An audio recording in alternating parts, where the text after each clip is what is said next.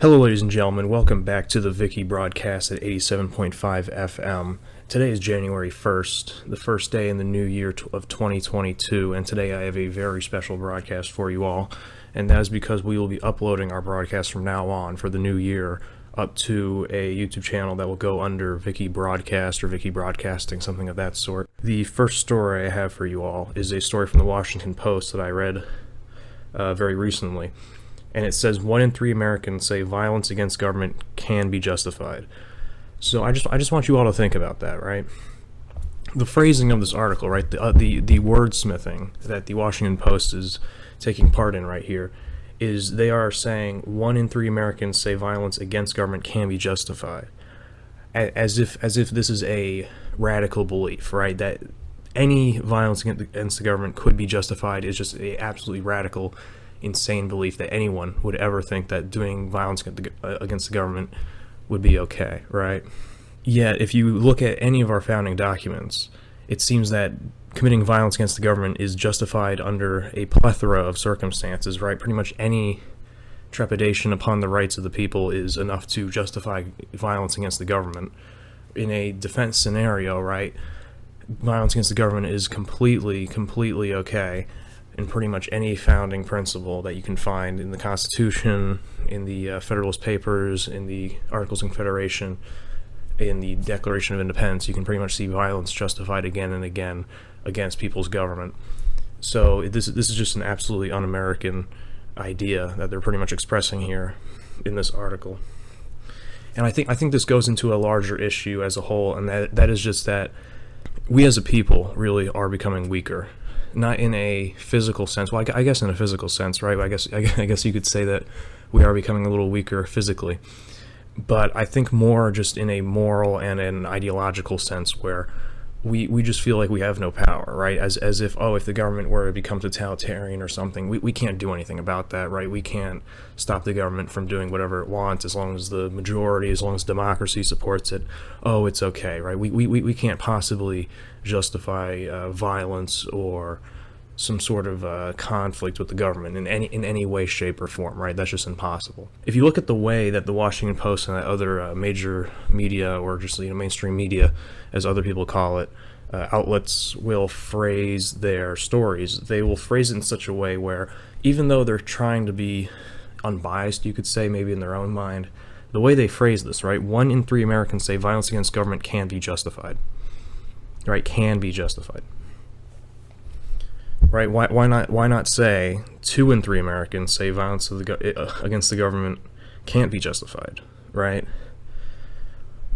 And by putting the 1/3 in the minority, because trust me, they could average it to 2/3, right? It definitely wasn't 0.9 and then they rounded up, right? It was probably 1 point something. In all honesty, they could have easily said 2/3 of Americans say violence against the government can be justified. So this is just another example of throwing out some headline, right, top of their news page.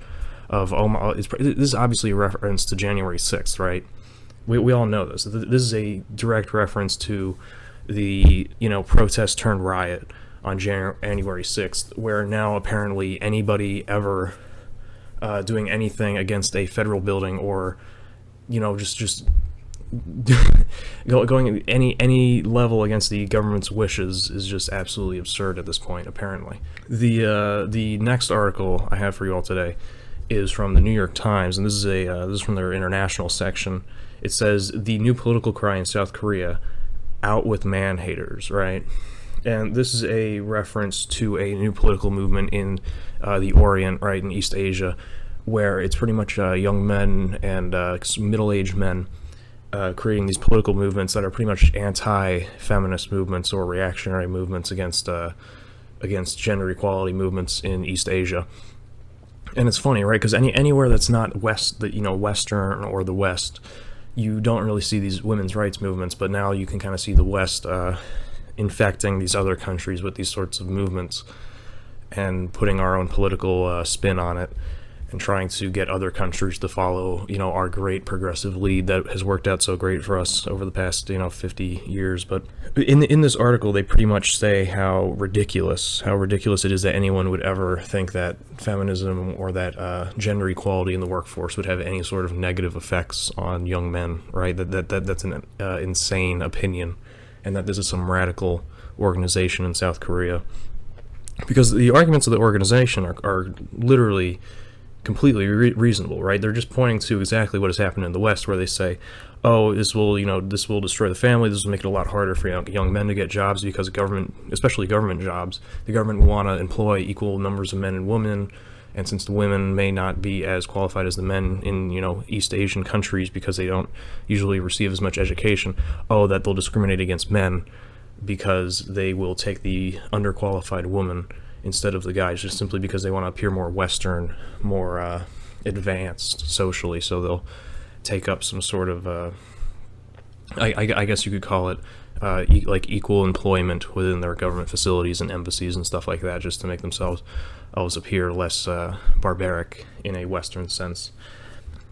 But the article really is vile, right? I do recommend you read it. I'm not sure if you need a subscription to the New York Times or not, but pretty much they say, oh, look at these, pretty much in a sort of a toned down sense, they're saying, look at these foreign savages who don't understand that there are zero negative consequences of equal employment.